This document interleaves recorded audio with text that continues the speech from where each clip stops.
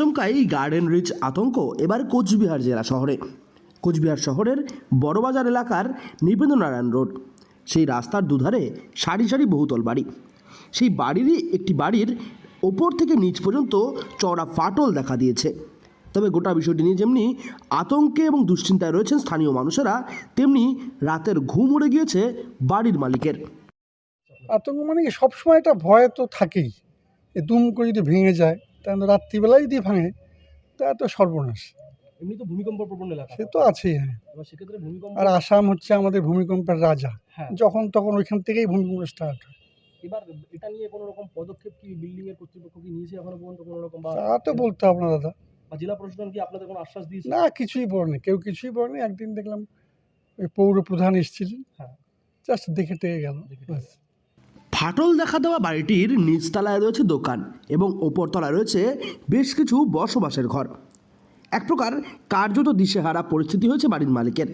এমনিতেই কোচবিহার ভূমিকম্প প্রবণ এলাকা, তারই মধ্যে ভূমিকম্পে বাড়ি ভেঙে পড়ার একটা নতুন আতঙ্ক সৃষ্টি হয়েছে এই বাড়িটির মধ্যে, যার ফলে গার্ডেন রিচের ছবি ভেসে ওঠার পরিস্থিতি তৈরি হয়েছে কোচবিহার জেলায়।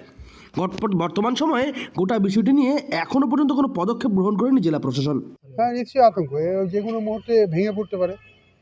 কারণ কিছুদিন আগেই কলকাতার বুকে একটা এরকম দুর্ঘটনা দেখা গেছে। হ্যাঁ, সেক্ষেত্রে কোচবিহারে যদি সেম দুর্ঘটনা দেখা যায়, হ্যাঁ, সেক্ষেত্রে কতটা ভয়াবহ পরিস্থিতির মুখে হ্যাঁ, হতে পারে। এখন সরকার মানে এই যদি কোনো পদক্ষেপ না নেয়। পদক্ষেপ না নেয়। আচ্ছা, আপনারা এটা কি আগের থেকে দেখছিলেন না?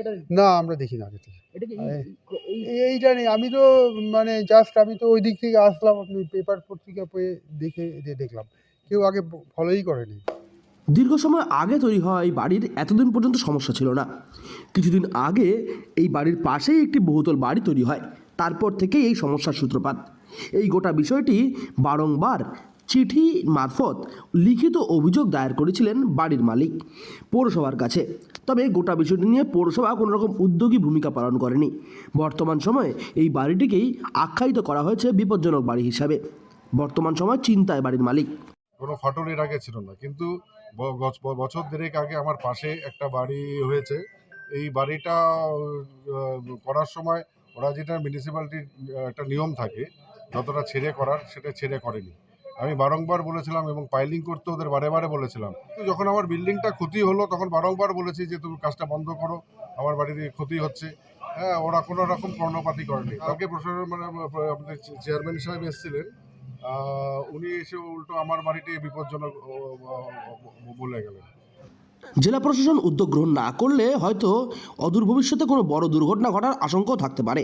কোচবিহার থেকে সার্থক পণ্ডিতের রিপোর্ট, লোকাল 18 বাংলা।